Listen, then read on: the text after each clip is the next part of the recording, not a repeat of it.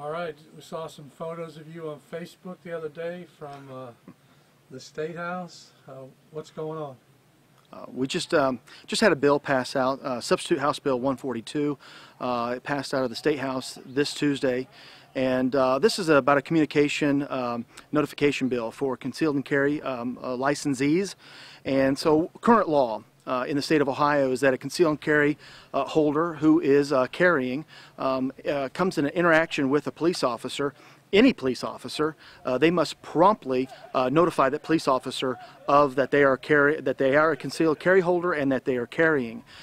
This has led to a lot of confusion, a lot of issues. There's a couple things that we need to note here. Number one is that our concealed and carry holders, according to demographics, are our safest citizens. They're the safest encounter that a police officer is going to have in the course of their day. Number two, there's been several charges where somebody could not talk or was not allowed to say anything within 51 seconds, said something to the officer, then got charged for not promptly notifying that officer. We had testimony on what promptly actually meant, how much time into the conversation promptly meant, and no one could really justify or even describe exactly when promptly takes place. So the other thing is that there's 36 states in our nation right now that currently do not have any type of notification law. So Ohio is quite frankly an outlier, way on the outside of this. We're one of 10 states that have some sort of notification process where you have to notify without even having the officer talk to you first. And secondly, we are according to a National Conference of State Legislators, we are the most draconian penalty.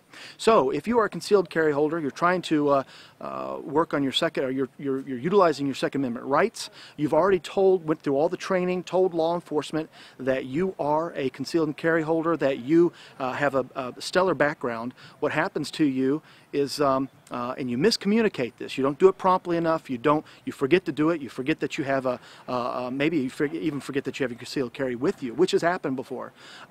You face up to 6 months in jail, $1,000 fine, max $1,000 fine, and also very possibly you could lose your concealed and carry license. This was unacceptable in the state of Ohio, and it needed to change. So those of us who are fighting for fewer obstacles, for those who want to utilize their Second Amendment rights, went through this process, and 10 months later we've got a bill that is good, and it takes Ohio forward. And so anyhow, what this bill does on the penalty phase, it takes it down, it takes away the 6 months. You're no longer in jeopardy of going to jail. 6 months, if you miscommunicate that you have a conceal and carry, no longer 6 months in jail. It's a misdemeanor fine, max $25. So what do we do on the communication side is that we made it so when you are a concealed and carry holder and an officer of the law asks you for your ID, your driver's license, at that point in time you say, officer, here's my driver's license, and I want you to know that I'm also a concealed and carry holder. Or at that point in time, you have your prompt as a concealed carry holder to tell the officer that you are a concealed and carry holder. We had several other instances where people had talked about coming up, trying to help out in an accident, and then telling one officer that they were concealed and carry, and the officer said, okay, that's fine, and they kept on helping.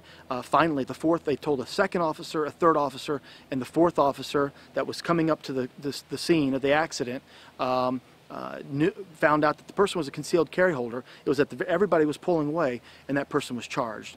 These things shouldn't happen in Ohio, and if this bill is going forward, it's going to be taken up by the Senate. And then after the Senate votes it out, and I believe that it will be moved, I hope it will be moved quickly this year.